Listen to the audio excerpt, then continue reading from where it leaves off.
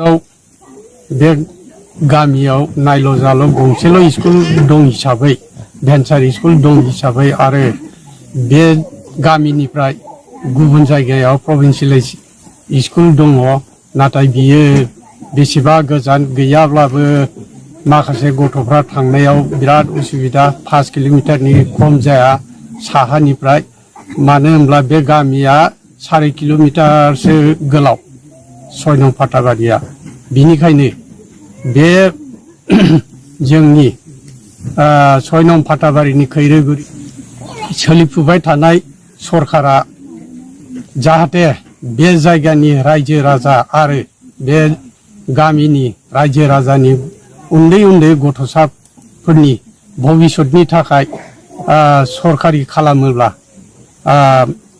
जोबोद गाहाम जागोन होननानै आं मिजिंथियो। 6 नम्बर गामियावहाय दिनै जोंनि बे स्कुलनि सोमोन्दै जोङो बुंथिनानै होनो सानबाय।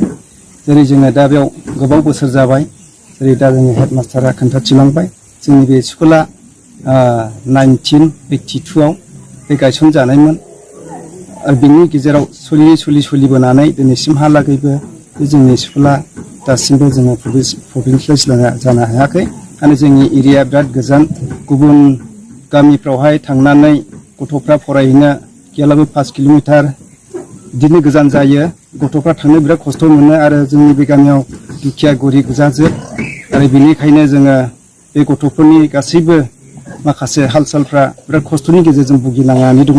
बेनिखायनो दानि बे सोलिबाय थानाय जाय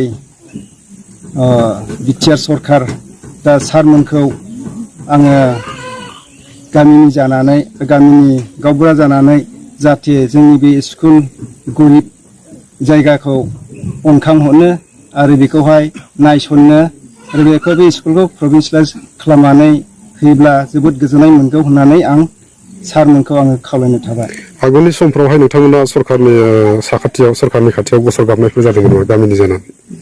जों सिगांनि समावबो बिनाय जादोंमोन नाथाय बेबायदि सुबिदा जोंनावहाय बेबायदि सुबिदा मोननो हायाखै दासिमावबो जों मोनाखै दा बिनिखायनो जोङो मा खालामनो जोङो दुर्भाग्य होननानै जों साननानै लायो।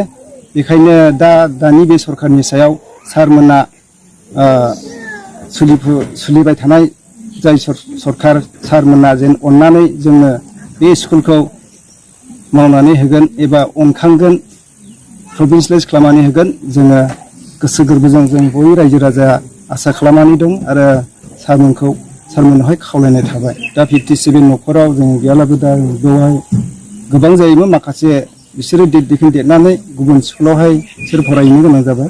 दा गथ' उन्दै दङ दा LKG निफ्राय लानानै बिसोरो फरायलांनो बिसोरनि थाखाय बिराद खस्थ' जानानै दङ। बेनिखायनो जोङो खावलायदों जाहाथे जोंनि बे स्कुला जाहाथे दानि बे उन्दै गथ'फ्राबो जोंनि बे गरिब दुखिया जायगायावहाय एसे एनै रोंनानै गामि सालायनो हानाय माबा मोनसे बिसोरो खामानि मावहैनो हानाय गोथौ फरायनो हायाब्लाबो गावनि थांना थानायावहाय बिसोरो बे एसे फरायनायजोंनो गावनि न'खरखौ दैदेनलांनो हानाय बेफोरबायदि जानो हायो। बेनिखायनो आं सारमोननिसिम दानि बे सोलिफु सरकारनिसिम आं खावलायनाय थाबाय। नोंथांमोननि नैबे गामिनिफ्राय सरकारि स्कुला बेसे गोजाननि जानथाय जायो?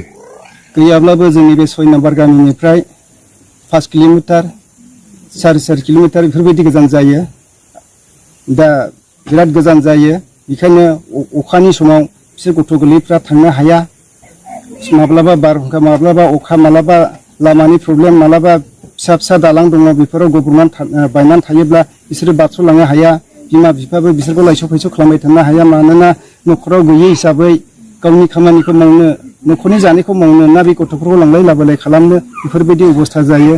बेनिखायनो जोङो सानदों एबा खावलायदों जोङो रायजोनि जानानै सासे आङो गामिनि गावबुरा हिसाबै आङो जेन जोंखौ अनखाङो आरो जोंनि बे स्कुलखौ